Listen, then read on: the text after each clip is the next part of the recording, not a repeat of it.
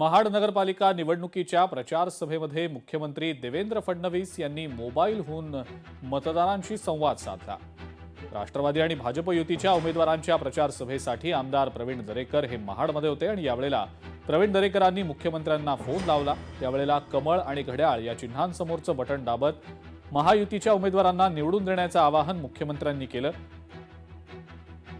तर महाराष्ट्र शासन उमेदवारांना मदत करेल असा शब्द देखील त्यांनी दिला।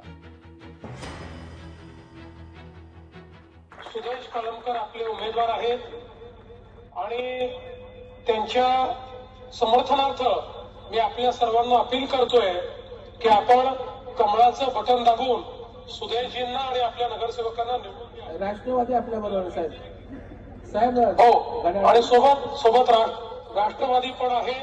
राष्ट्रवादीचेही जे घड्याळ चिन्ह आहे त्यालाही आपण त्याचंही बटन दाबून जिथे जिथे राष्ट्रवादी आहे त्यांनाही निवडून द्या। आपल्याला कल्पना आहे की आपल्या शहराच्या विकासाकरता आम्ही आपल्या सोबत आहोत आणि सुदेश आणि आपल्या सगळ्या नगरसेवकांना पूर्ण मदत ही महाराष्ट्र शासनाची असेल।